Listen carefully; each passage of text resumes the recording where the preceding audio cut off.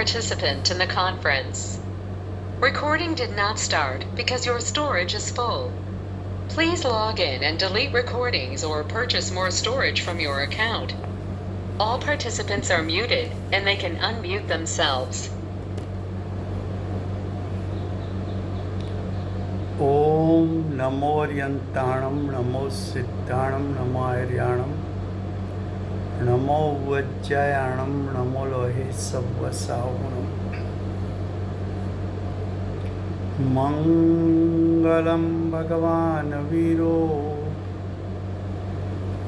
मंगलम गौतमो गणी मंगलम कुंद कुंदार्यो जैन धर्मोस्तु मंगलम ओंकार बिंदु संयुक्तम नित्यं जायन्ति योगिनो कामदं मोक्षदं चैव ओंकाराय नमो नमः अहोपकार जिनवरनो कुंदनो ध्वनि दिव्यनो जीन कुंद ध्वनि आप्या अहो आ गुरु काहननो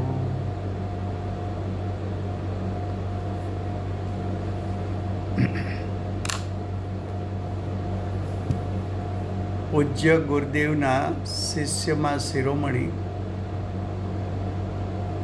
પૂજ્ય બેનશ્રીને સમ્યક દર્શનની પ્રાપ્તિ બાદ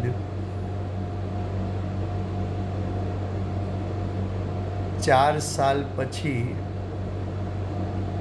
એટલે કે સંવત 1993 જાતિસ્પણ જ્ઞાન થયું.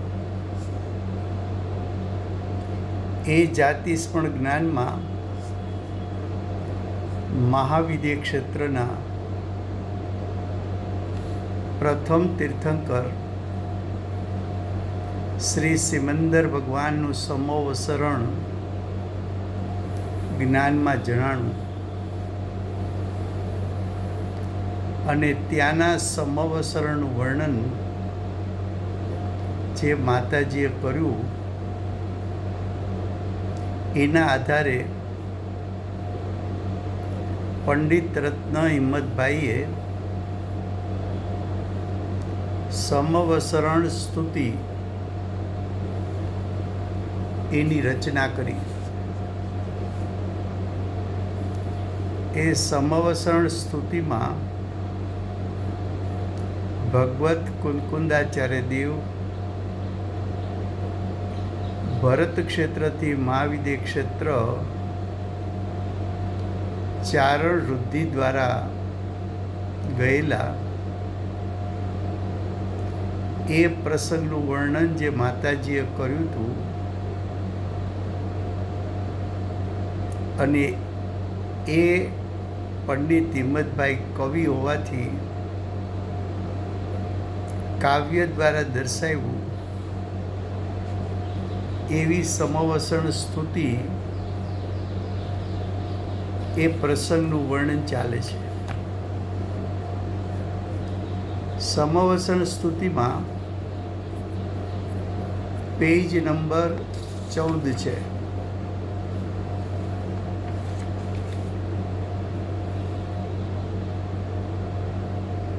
વીરનો ધ્વનિ ગુરુ પરંપર જે મળેલો પોતે વિદેહ જય દિવ્ય ધ્વનિ જીલેલો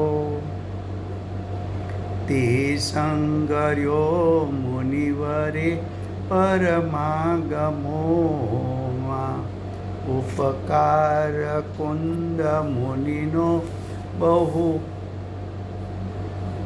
આ ભૂમિમાં આ ક્ષેત્રના ચરમજીનતણા સુપુત્ર વિદેહના પ્રથમ જીનતણા સુભક્ત ભવમાં ભૂલેલ ભવિ જીવતણા સુમિત્ર વંદુ તને ફરી ફરી મુનિ કુંદ કુંદ.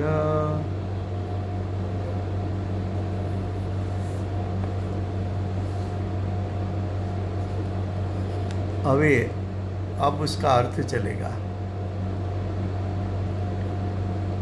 ભગવત કુંકુંદાચાર્ય દેવ માટે એમ કહ્યું, પેજ નંબર 14ની પેલી કડી છે. વીરનો ધ્વનિ. વીર એટલે મહાવીર ભગવાનનો દિવ્ય ધ્વનિ. ગુરુ પરંપરાએ જે મળેલો ભગવત કુંકુંદાચાર્ય દેવને અહીંયા ભરત ક્ષેત્રમાં આખરી તીર્થંકર બાલ બ્રહ્મચારી મહાવીર ભગવાન એમની દિવ્ય ધ્વનિ છૂટેલી અને એમની પરંપરામાં જે ગણધરો થયા એમાં આખરી ગણધર ભદ્રબાહુ સ્વામી થયા. એ ભદ્રબાહુ સ્વામીની પરંપરામાં એક બીજા ભદ્રબાહુ સ્વામી થયા. એમની પરંપરામાં એક ગુણધર આચાર્ય થયા અને ગુણધર આચાર્યની પરંપરાનો ઉપદેશ ભગવત કુંકુંદાચાર્ય દેવે પ્રાપ્ત કર્યો.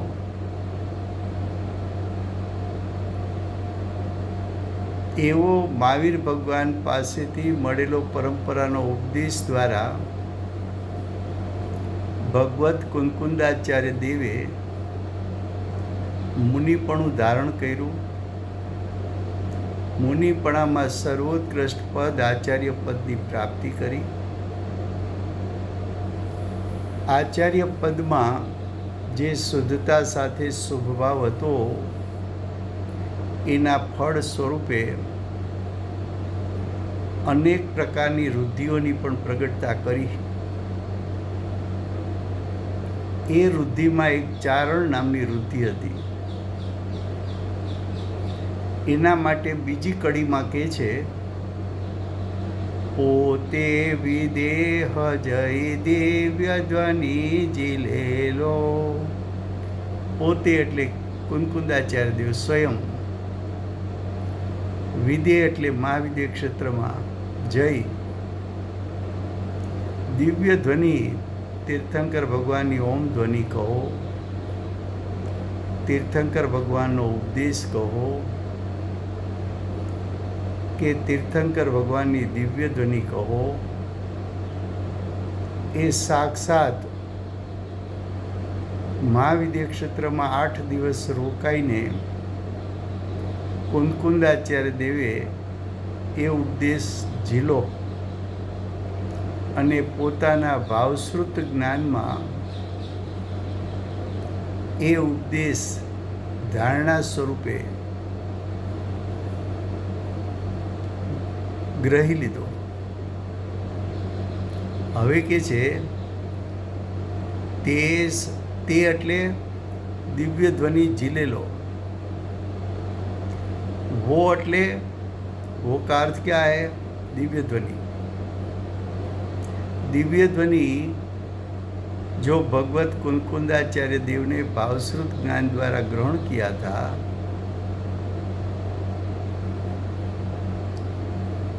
वो उपदेश दिव्य ध्वनि का उपदेश मुनिवरे એટલે ભગવત કુંકુંદાચાર્ય દેવે પરમાગમોમાં અહીં ભરત ક્ષેત્રમાં આવીને 84 પાહોડની રચના થઈ. વચ્ચે આપણા પ્રતિષ્ઠા આચાર્ય સુભાષભાઈ બોલેલા કે 19 પાહોડ વર્તમાનમાં વિદ્યમાન છે 84માંથી. એમાંથી ગુરુદેવે મુખ્ય આગમો જેવા કે સમયસાર, પ્રવચનસાર, પંચાસ્તિકાય, નિયમસાર, અષ્ટપાહોડ એના ઉપર ગુરુદેવે પ્રવચનો પણ આપ્યા, એનો ભાવ બતાવ્યો. તો કે મુનિરાજે મહાવિદ્ય ક્ષેત્રનો સંદેશ, મહાવિદ્ય ક્ષેત્રનો દિવ્ય ધ્વનિ, મહાવિદ્ય ક્ષેત્રની ઓમ ધ્વનિ, મહાવિદ્ય ક્ષેત્રમાં તીર્થંકરે કહેલી વાત આ પરમાગમોમાં ભરી દીધી. કુંકુંદાચાર્ય દેવ ભાવશ્રુત અને દ્રવ્યશ્રુત જ્ઞાનના ધારક, ઉપદેશ પણ આપે એ પણ દ્રવ્યશ્રુત છે, આગમોની રચના કરે એ પણ દ્રવ્યશ્રુત છે.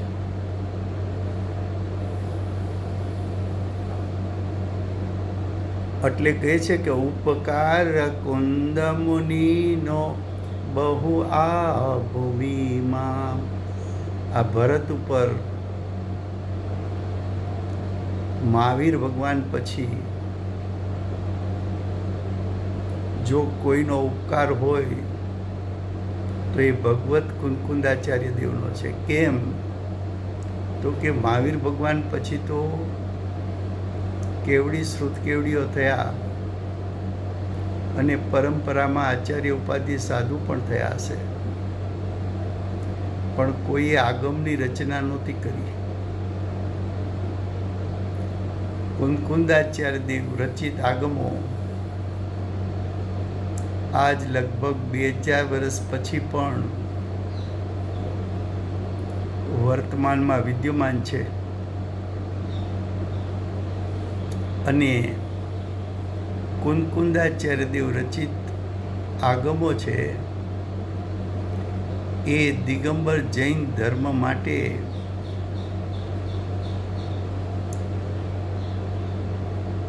સ્તંભ છે.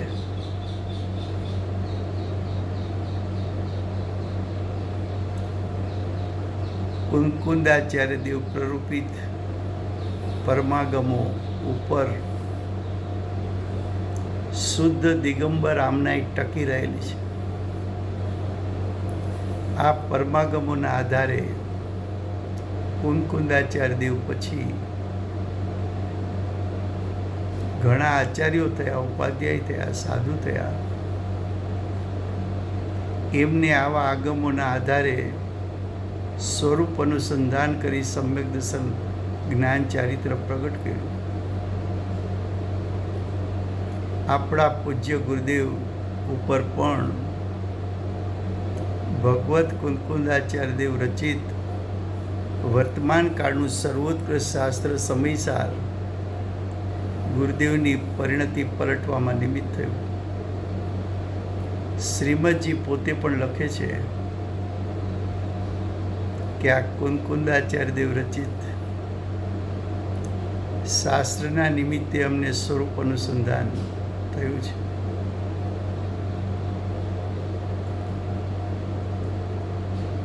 હવે કે છે આ ક્ષેત્રના એટલે ભરત ક્ષેત્રના પ્રથમ જીન તણાસુ ભક્ત, મહાવિદ્ય ક્ષેત્રના પ્રથમ તીર્થંકર સિમંદર ભગવાન,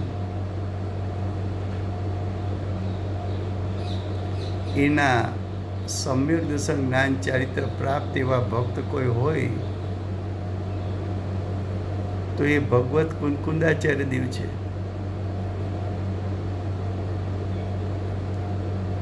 ભગવત કુંકુંદાચાર્ય દેવ પ્રથમ અહીંથી મહાવિદ્ય ક્ષેત્રમાં જઈને સાક્ષાત સિમંદર ભગવાનના દર્શન કર્યા છે,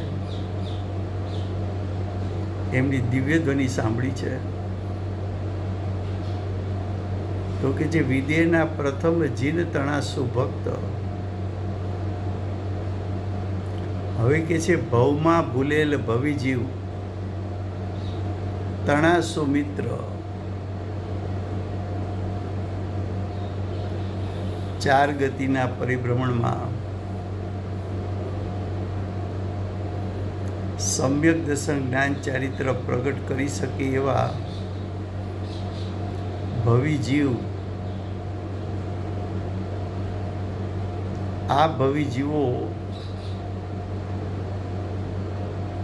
આત્માનું સ્વરૂપ શું છે એ ભૂલી ગયેલા, પણ ભગવત કુંકુદાચાર્યદેવ રચિત શાસ્ત્ર એને જો મિત્ર બનાવે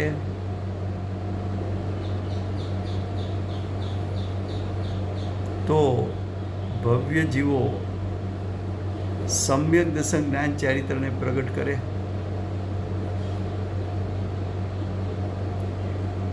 ભવમાં શું ભૂલાઈ ગયું, ચાર ગતિમાં શું ભૂલાઈ ગયું, તો કે આત્માનું સ્વરૂપ, જ્ઞાયકનું સ્વરૂપ.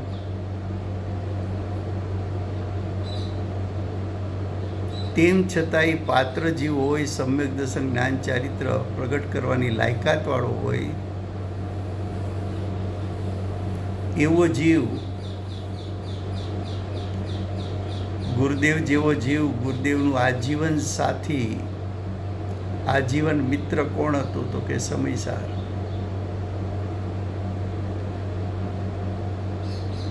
હવે કે છે વંદુ તને ફરી ફરી મુનિ કુંદ કુંદ, હું તમને વંદન કરું છું, નમસ્કાર કરું છું.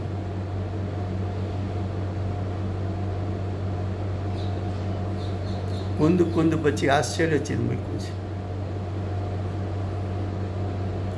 આ એક આશ્ચર્યચકિત આચાર્ય થયા, જેનો પ્રભાવ 2000 વર્ષ કરતાં વધુ સમયથી ચાલી રહ્યો છે. સાચા મોક્ષ માર્ગને બતાવનારા, એમના આગમોની રચના મોક્ષ માર્ગની પ્રગટતામાં નિમિત્ત થાય તેવી રચનાઓ, એ આગમોની રચના એવી છે કે એનો અભ્યાસ થતાં એના ફળમાં જીવને મોક્ષ માર્ગ અને એનું ફળ મોક્ષની પ્રાપ્તિ થાય. હવે છેલ્લે કહે છે, છેલ્લા 4 પદમાં જુઓ, નમો હું તીર્થનાયકને,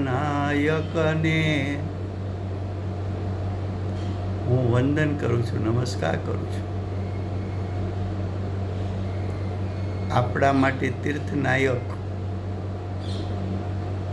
આ ક્ષેત્રને આ કાળ તરફથી જોવા જઈએ તો આખરી તીર્થંકર મહાવીર ભગવાન છે. ભગવત કુંકુદાચાર્ય દેવે પણ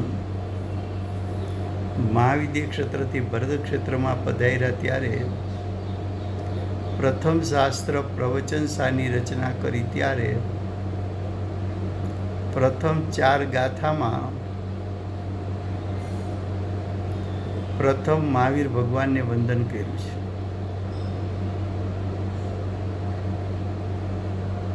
તો એક તો મહાવીર ભગવાનની પરંપરાનો ઉપકાર ચાલી રહ્યો છે, બીજું કુંકુદાચાર્ય દેવ, ગુરુદેવ અને માતાજી મહાવિદ્ય ક્ષેત્રમાંથી સિમંદર ભગવાને આપેલો ઉપદેશ કુંકુદાચાર્ય દેવ તો સાક્ષાત લઈને આવ્યા, ગુરુદેવ માતાજી સંસ્કાર રૂપે લઈને આવ્યા.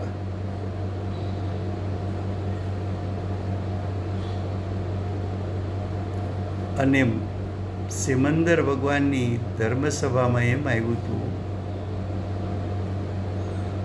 કે આ કુંકુદાચાર્ય દેવના માર્ગને આ ફતેમંદ રાજકુમાર એટલે આપણા ગુરુદેવ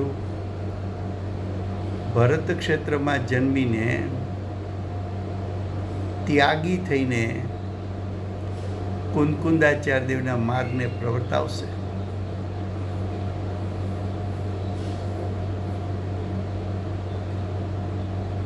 માતાજી ભગવાનની વાણી તો સંસ્કાર રૂપે લાવ્યા, પણ ત્યાંના સંસ્મરણો જાતિસ્મરણ જ્ઞાન દ્વારા વ્યક્ત કર્યા.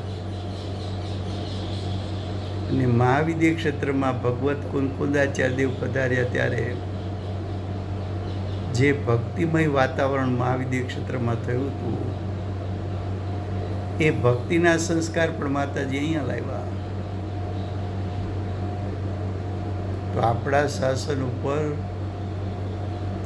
મહાવીર ભગવાનની પરંપરાનો ઉપકાર છે અને સિમંદર ભગવાનનો પણ ઉપકાર છે. તો કેવા તીર્થનાયકને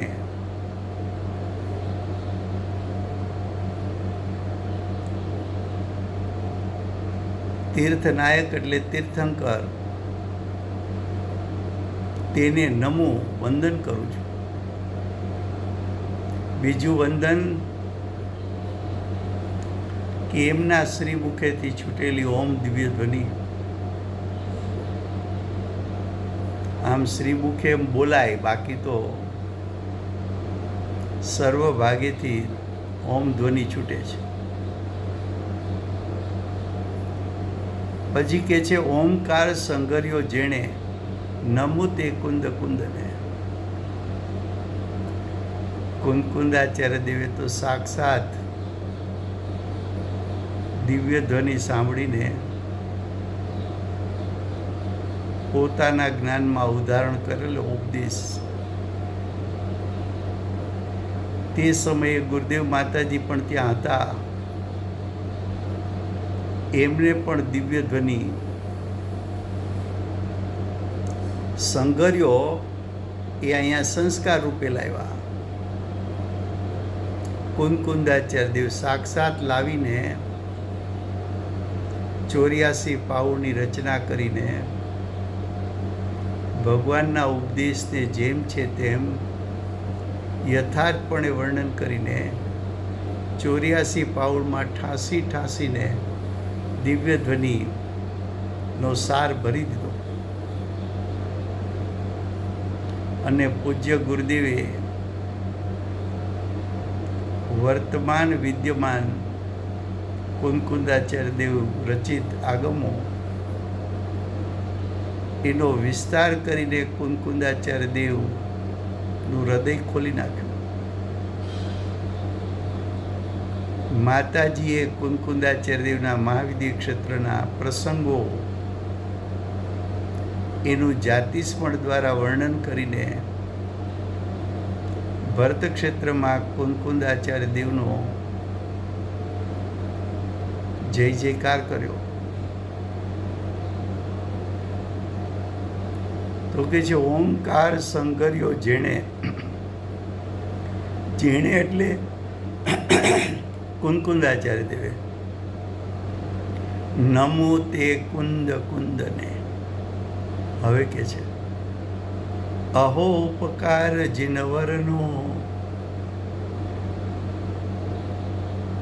કુંદનો ધ્વનિ દિવ્યનો. આ ત્રણેયનો ઉપકાર છે. તીર્થંકરનો,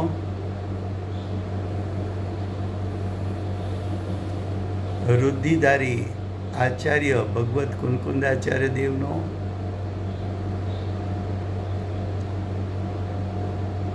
સિમંદર ભગવાનની વાણીનો અને મહાવીર ભગવાનની વાણીની પરંપરાનો. આ બધાનો ઉપકાર છે આપણા શાસન ઉપર.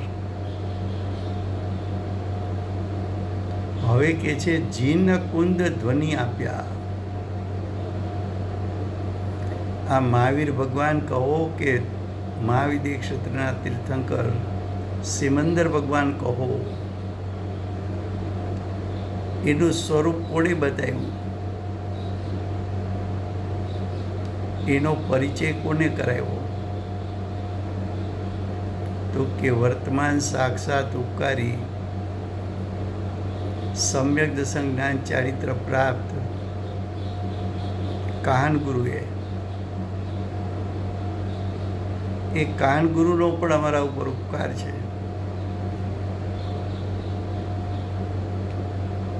આ તીર્થંકરોનો પરિચય, કુંદકુંદાચાર્ય દેવનો પરિચય દિવ્ય ધ્વનિ શું છે, એમાં ઉપદેશ શું છે, એનું ફળ શું છે,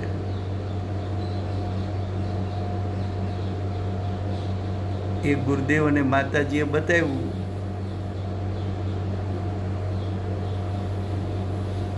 તો કે છે આ તીર્થંકરો, આ ભગવત કુંકુંદાચાર્ય દેવ અને દિવ્ય ધ્વનિ પૂરા મુમુક્ષુ સમાજને કોની પાસેથી મળ્યા? તો કે કાનગુરુ પાસેથી. માટે કાનગુરુનો પણ અમારા ઉપર ઉપકાર છે. તો આ થઈ સમવસરણની વાર્ષિક દિન નિમિત્તે આપણે સમવસરણનો જે મુખ્ય પ્રસંગ છે એનું વર્ણન કર્યું. હવે कल संडे को, रविवार को स्वाध्याय मंदिर का वार्षिक दिन है. 85 ईयर्स हुआ, 85वां वार्षिक दिन.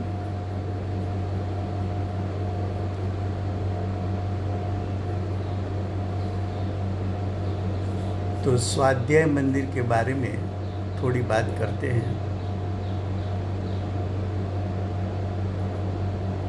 पूज्य गुरुदेव ने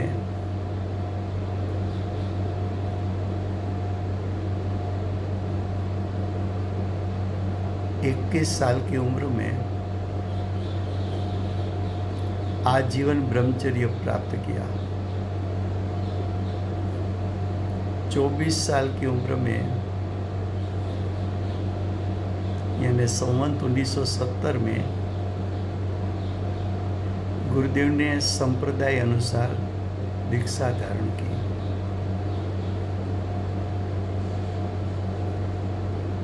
दीक्षा के बाद 4 साल तक गुरुदेव ने संप्रदाय के सभी शास्त्रों का मनन चिंतन पूर्वक अभ्यास किया. लेकिन फिर भी गुरुदेव का मन यहाँ नहीं लगा. गुरुदेव को अंतरंग भाव से ऐसा होता था कि सभी में कुछ कमी है और अंदर से हृदय द्रवित हो जाता था और अंदर से सोचते थे कि जो मैं सत्य ढूंढ रहा हूँ वो मिलता क्यों नहीं है.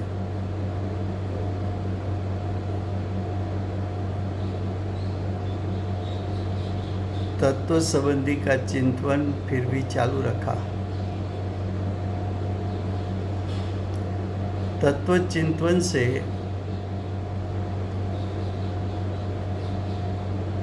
और पूर्व भव के संस्कार के कारण गुरुदेव का उपादान पक गया. दीक्षा के बाद 8 साल, जब गुरुदेव की करीबन उम्र 32 साल की थी, तब सौराष्ट्र के दामनगर गांव में दामोदर सेठ ने पूज्य गुरुदेव को परम श्रुत प्रभावक मंडल, जिसकी स्थापना श्रीमद राजचंद्र ने की थी, वो परम श्रुत प्रभावक मंडल में से हिंदी समयसार करीबन 1000 कॉपी प्रकाशित हुई थी और 150 से 200 से ज़्यादा प्रत बिकी भी नहीं थी. उसमें से एक प्रत दामोदर के दामोदर सेठ दामनगर के, उसके पास आई। ये शास्त्र देखकर उसको अंदर में से ऐसा भाव आया कि ऐसा गहन शास्त्र मैं तो पढ़ नहीं सकता। उस समय में गुरुदेव के बारे में समाज पर गुरुदेव की ऐसी इम्प्रेशन थी कि कांजी स्वामी का ज्ञान और कांजी स्वामी का वैराग, कांजी स्वामी की कड़क क्रिया, ऐसा कोई साधु सौराष्ट्र में नहीं है। इस दामोदर सेठ गुरुदेव से परिचित थे। उसने पूज्य गुरुदेव को समयसार उसके हस्त कमल में दिया, गुरुदेव को समर्पित किया समयसार शास्त्र। शास्त्र देखने के बाद गुरुदेव ने कहा,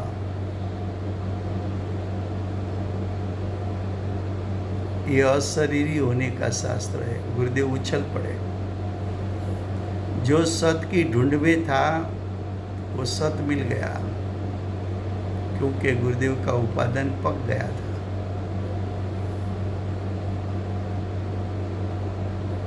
गुरुदेव ने समयसार का अभ्यास करके सम्यक दर्शन प्राप्त किया।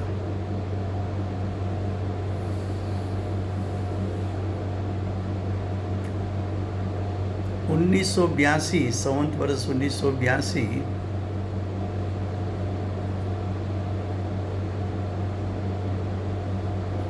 तब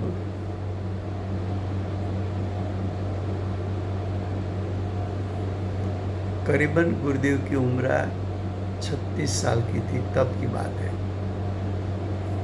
बेंसरी के बड़े भाई वजूभाई वांकानेर में गुरुदेव के परिचय में आए। उस समय में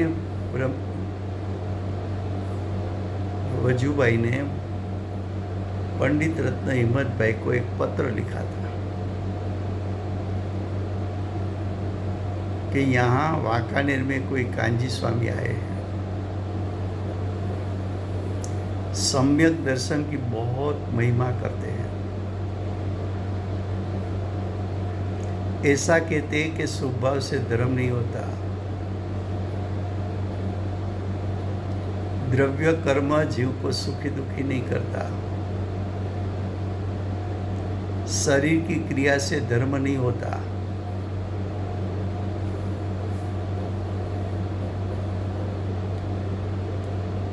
संवत 1985 में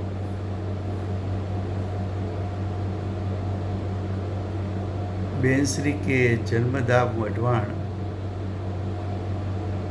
में बेंसरी को गुरुदेव का परिचय हुआ। प्रथम बार गुरुदेव के प्रवचन सुने, प्रथम प्रवचन सुना पूर्व का संस्कार तो माता जी लेके आई थी। प्रथम प्रवचन सुना और घर पे जाके कहा, ये पूरे हिंदुस्तान में कांजी स्वामी जैसे कोई महाराज नहीं है। तब बेंसरी की उम्र सिर्फ 15 साल की थी। पूरा हिंदुस्तान के साधु संत 363 मत के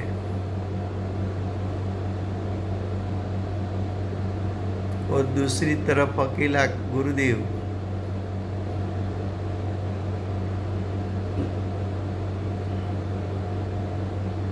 कितनी बेंसरी की विचक्षणता होगी 15 साल की उम्र में कि पूरे हिंदुस्तान में से सच्चे संत को ढूंढ लेना, पहचान लेना।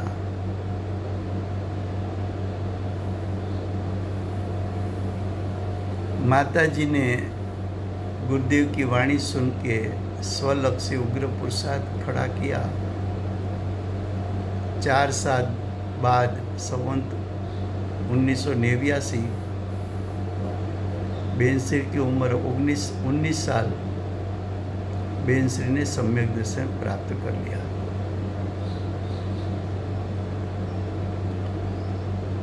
संवत 1991 में गुरुदेव ने संप्रदाय की दीक्षा छोड़ी।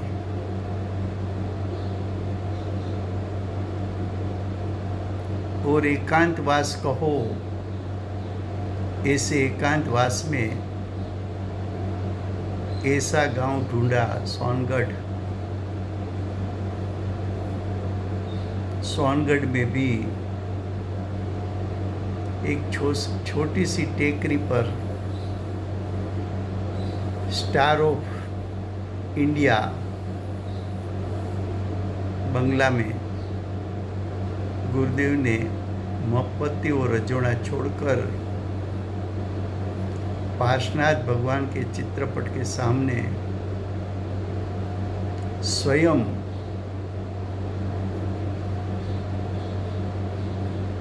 निश्चित किया कि अब मैं दिगंबर धर्म के अनुसार श्रावक हूँ।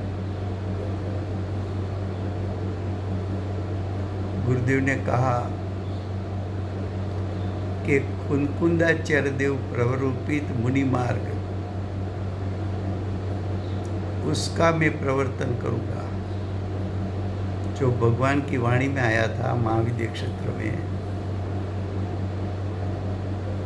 कि ये फतेहमंद राजकुमार यानी हमारे गुरुदेव भरत क्षेत्र में जन्म लेकर त्यागी होकर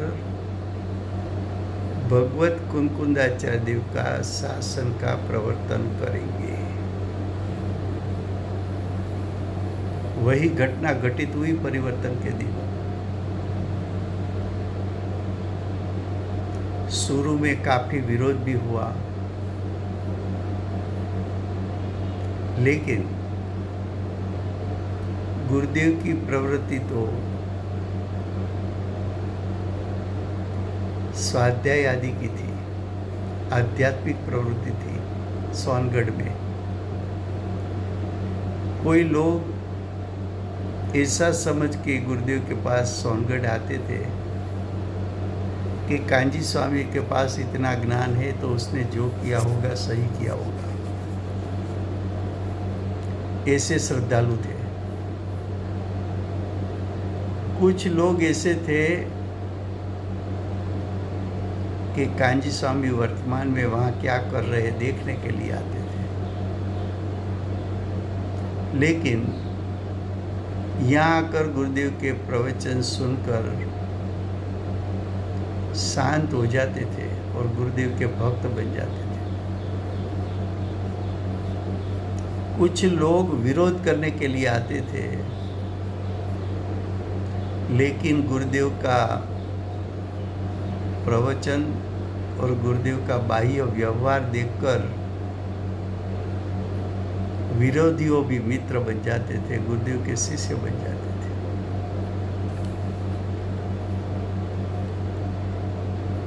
परिवर्तन में होने के बाद बोटाद संप्रदाय के मुमुक्षु प्रथम परीक्षण करने के लिए सोनगढ़ आए। उसके बाद प्रतिदिन मुमुक्षुओं की सोनगढ़ आने की संख्या बढ़ती गई।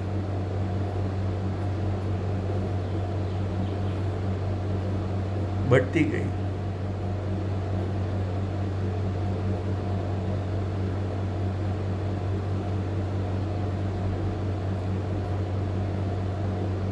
प्रमुख रामजी भाई ने श्री दिगंबर जैन स्वाध्याय मंदिर ट्रस्ट की रचना की। मुमुक्षु का प्रवाह देखकर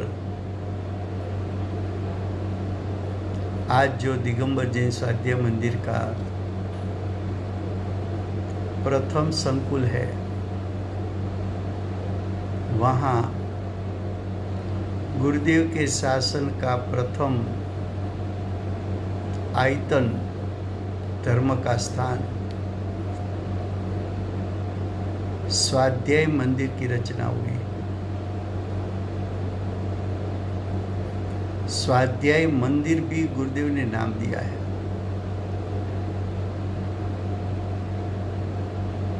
एक स्टीमर जैसा आकार स्वाध्याय मंदिर का।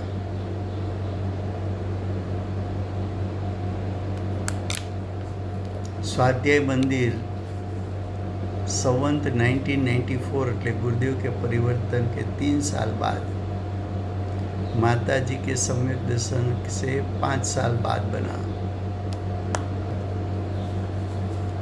गुरुदेव 3 साल 3 मास 3 दिन स्टार ऑफ इंडिया में रहे। स्वाध्याय मंदिर तैयार हुआ। स्वाध्याय मंदिर ट्रस्ट के प्रमुख रामजी भाई और सर्व मुमुक्षु गुरुदेव को विनंती करने के लिए पधारे कि अब गुरुदेव आप स्वाध्याय मंदिर में पधारो।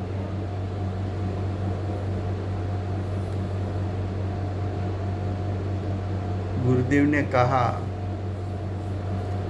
कि स्वाध्याय मंदिर बना है,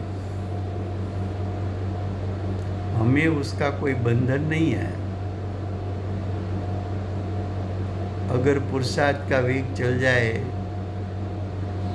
तो हम तो मुनिपना लेके वन जंगल में चले जाएंगे।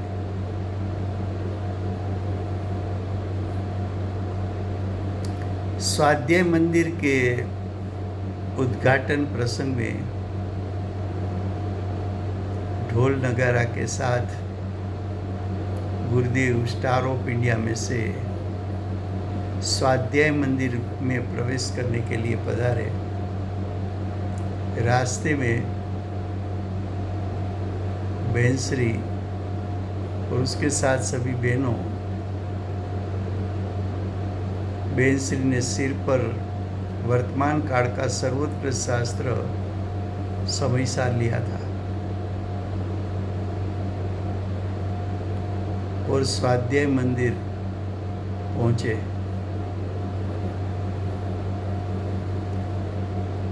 बहन श्री के बड़े भाई पंडित हिम्मत भाई को ऐसा था कि स्वाध्याय मंदिर की रचना हुई है तो गुरुदेव को जो पसंद है ऐसी कोई रचना करो। पंडित रत्न हिम्मत भाई कवि तो थे, उसने समयसार शास्त्र की स्तुति की रचना की। गुरुदेव की उपस्थिति में सबके सामने सुनाई। स्वाध्याय मंदिर में गुरुदेव के शासन में प्रथम बार जिनवाणी की स्थापना होने वाली थी, समयसार शास्त्र की। समयसार को कौन विराजमान करे? कोई ज्यादा पैसा दे ऐसा नहीं। समयसार शास्त्र क्या है तो कि दृष्टि प्रधान शास्त्र है। जिसकी दृष्टि नायक पर जाए समयसार का निमित्त पाकर, वो जीव को सम्यक दर्शन प्रकट होता है। समयसार का प्रयोजन सम्यक दर्शन की प्राप्ति कराने का है। गुरुदेव ने आज्ञा की कि समयसार की जिनवाणी के रूप में स्थापना बेन श्री के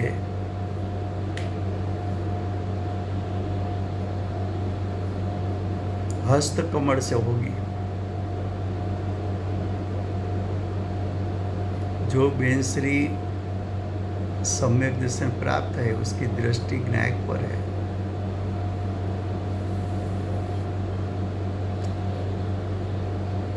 भगवत कुंकुंदाचार्य देव ने रचना की है। पूर्व भाव में गुरुदेव माता जी ने कुंकुंदाचार्य देव का दर्शन किया था। पूर्व भाव में गुरुदेव माता जी कुंकुंदाचार्य देव के महाविद्य क्षेत्र में जो महोत्सव मनाया गया 8 दिन का, वहाँ भी गुरुदेव और माता जी की उपस्थिति थी और वहाँ भी गुरुदेव माता जी ने कुंकुंदाचार्य देव को भावपूर्वक वंदन किया था और कुंकुंदाचार्य देव रचित शास्त्र समयसार उसका निमित्त पाकर गुरुदेव को वर्तमान में सम्यक दर्शन हुआ था और गुरुदेव का वाणी और समयसार का निमित्त पाकर माता जी को भी सम्यक दर्शन प्राप्त हुआ है। ये सब बात देखते हुए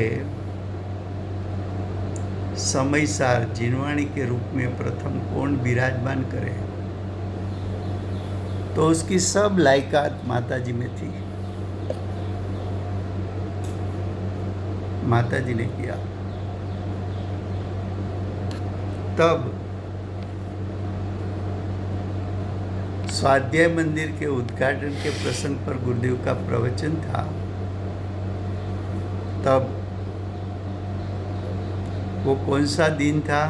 वैशाख वद 8 संवत 1994।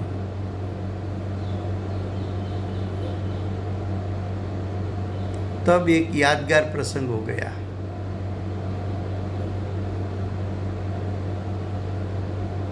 कि पूज्य गुरुदेव ने स्वाध्याय मंदिर के उद्घाटन के दिन प्रवचन में दृढ़ता से बोला कि कुंकुंदाचार्य देव महाविद्य में गए थे और समवसरण में श्री सिमंदर भगवान की वाणी सुनी है। वहाँ 8 दिन रुके थे। ये सब बात प्रत्यक्ष देखी हुई बात है। कोई माने या न माने, लेकिन ये बात सत्य है। ऐसी मतलब की बात गुरुदेव जाहिर प्रवचन में बोले। तब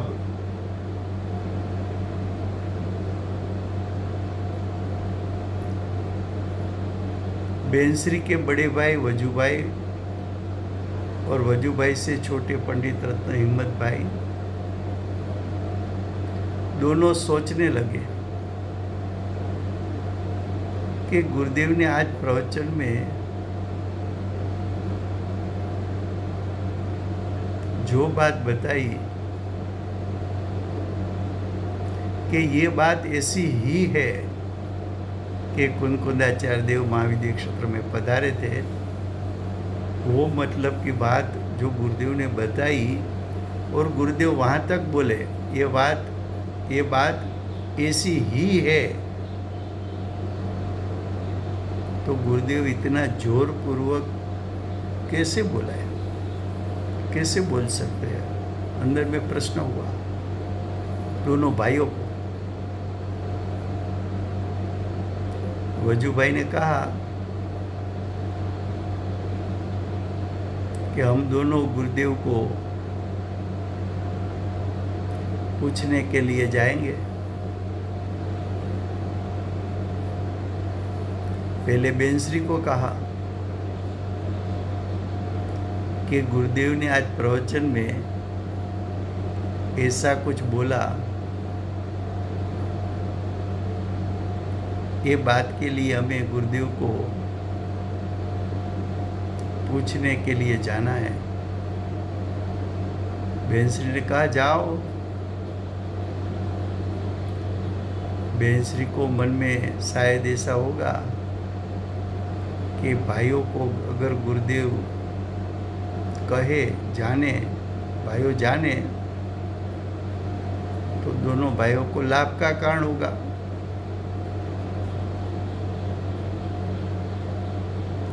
लेकिन बेनश्री तो कुछ कहना नहीं चाहती थी। क्यों? तो कि जो बेनश्री को जाति स्मरण में आया था, वो तो सिर्फ बेनश्री ने गुरुदेव को ही बताया था, भाइयों को तो बताया नहीं था।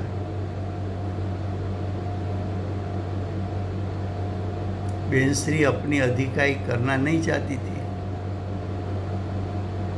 ये तो गुरुदेव के निमित्त से सम्यक दर्शन हुआ, जाति स्मरण हुआ,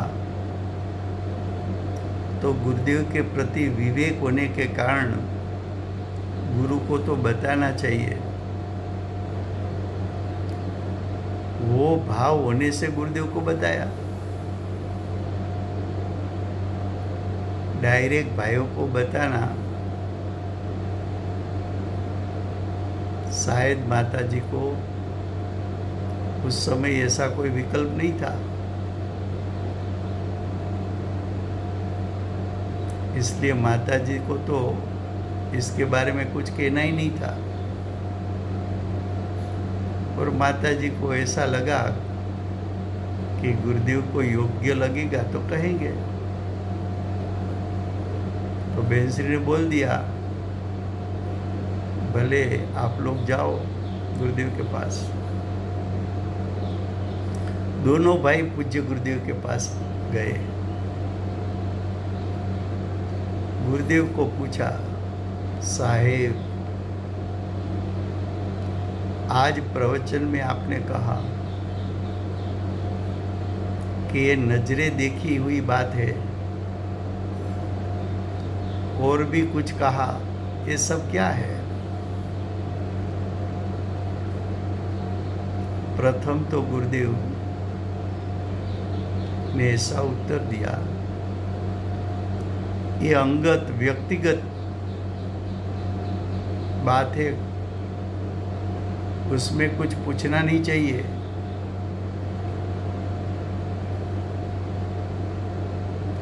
एम ऐसा जरा गुरुदेव जोर से बोले। तो गुरुदेव ने ऐसा उत्तर दिया तो दोनों भाई मौन हो गए। उस टाइम गुरुदेव स्वाध्याय मंदिर के परसाड़ में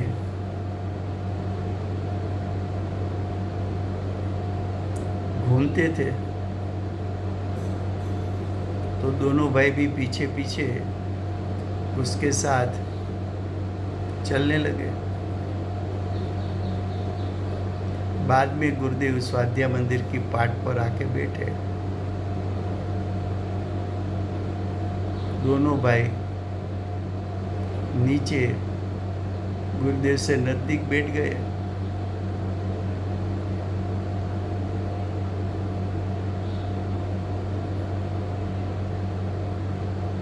बाद में पूज्य गुरुदेव संक्षिप्त में कुछ बात बताई। गुरुदेव पहले गंभीर हो गए।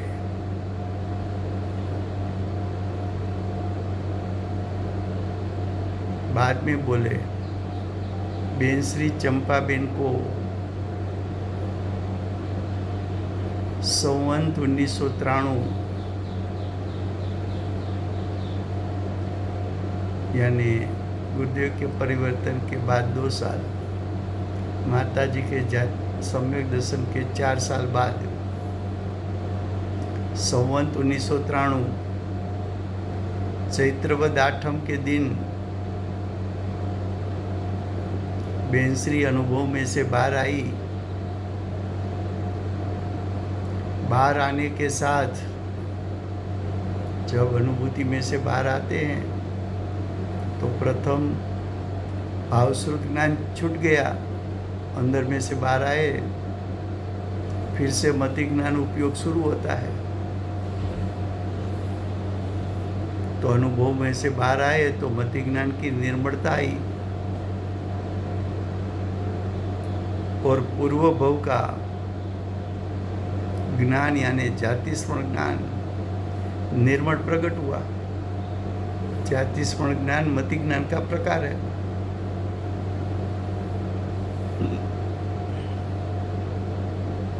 वो ज्ञान में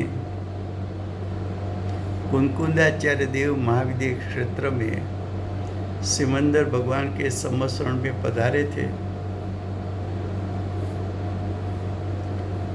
बेन चंपाबेन और गुरुदेव वहाँ थे।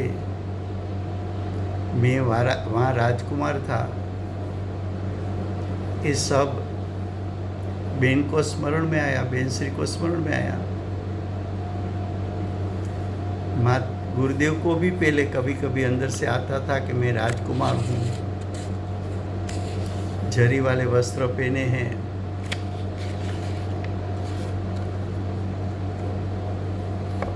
पर माताजी को तो सब स्पष्ट आया। वहाँ बेन सेठ के पुत्र है इत्यादि बात संक्षिप्त में गुरुदेव ने दोनों भाइयों को बताई। तो स्वाध्याय मंदिर के उद्घाटन के प्रसंग, स्वाध्याय मंदिर का उद्घाटन हुआ। एक बात, बेनश्री के जाति स्मरण ज्ञान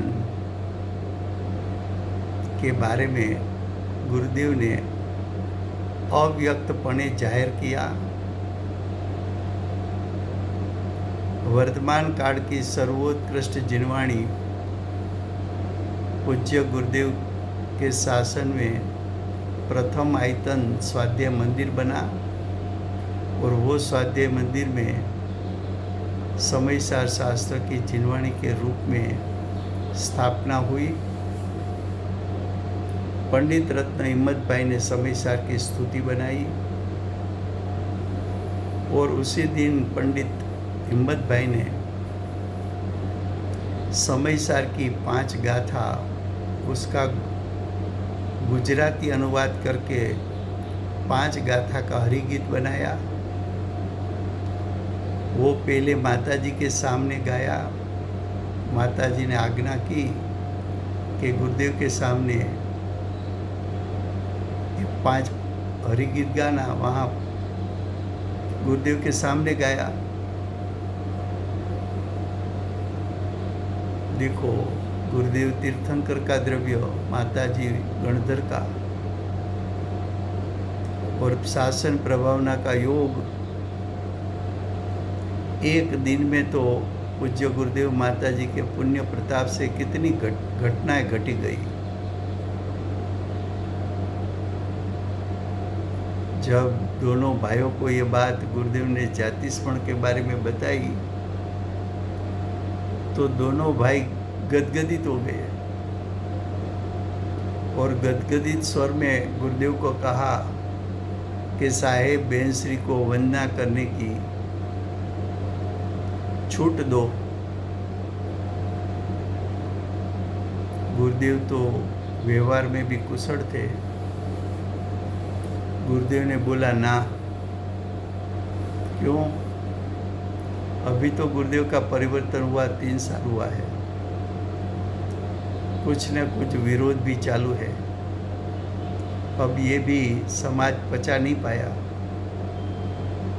इतने में दूसरी बात आ जाए कि बेनश्री को सम्यक दर्शन हुआ, जाति स्मरण हुआ।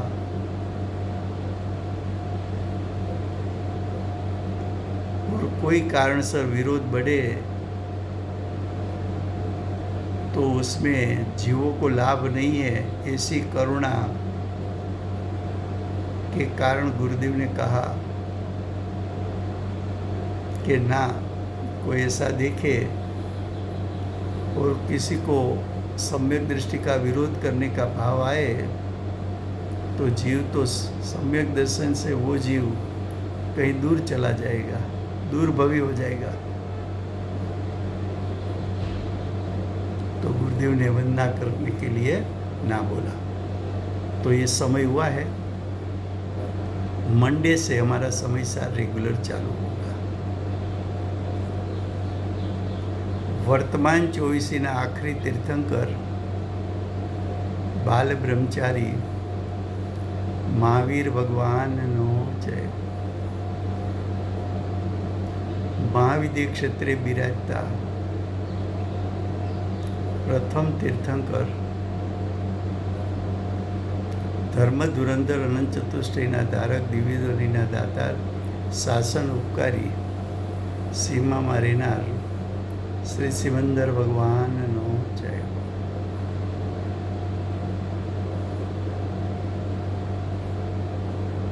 કડીકાળ સર્વજ્ઞ કેવળ જ્ઞાની તળેટીમાં બેઠેલા મા સમર્થ આચાર્ય ભગવત કંકુંદાચાર્ય દેવનો જય. વર્તમાન કાળે સમ્યક દર્શનનો ઉપદેશ આપનાર तीर्थना नायक, तीर्थना स्थापक, तीर्थना प्रवर्तक परम कृपाळु श्री सद्गुरु देवनो जय. पूज्य गुरुदेवना शिष्यમાં શિરોમણી ગુરુદેવના નવભવનો મહિમા બતાવનાર સ્વાનુભવયુક્ત જાતિસ્મરણ જ્ઞાનયુક્ત પ્રસમમૂર્તિ ભગવતી માતનો જય હો. પૂજ્ય ગુરુદેવ અને માતાજીની સાધના ભૂમિ સુવર્ણપુરી ધામનો જય હો.